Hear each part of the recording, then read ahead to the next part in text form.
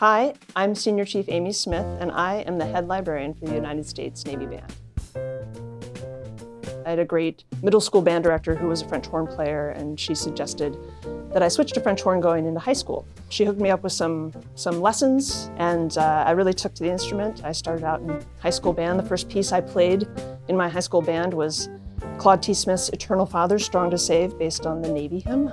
I went from there to major in music at Indiana University. From there to major in music again for another degree at the University of Georgia.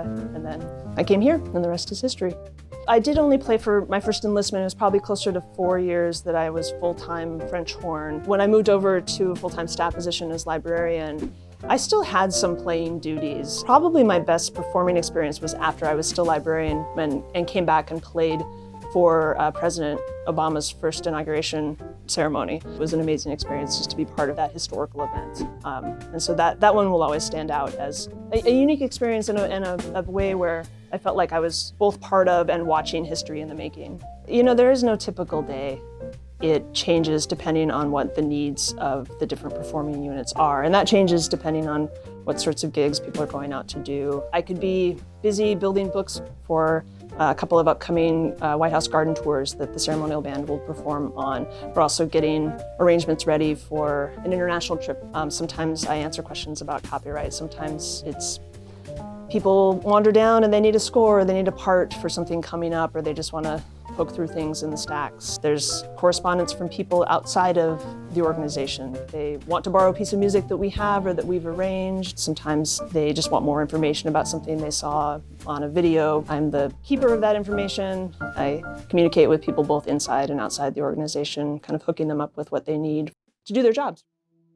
I won the job here in May of 2001, but I didn't go to boot camp until October 2001. And as we all know, in between those two times was September 11th.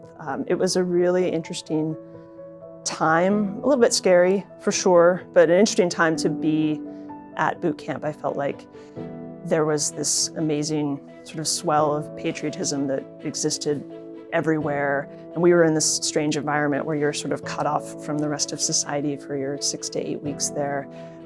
Joining the military at exactly that moment in time was really, I think it changed me too. The first time I think I really saw what an impact our country had globally and our global reach, but also our relationships with other countries. That has only grown stronger with my job here at the Navy Band. I don't deploy. I've only served in Washington D.C, but we do a lot of our mission is to communicate with people across the globe. The diplomatic mission of the Navy Band is a big part of what we do. We help humanize America and the American military.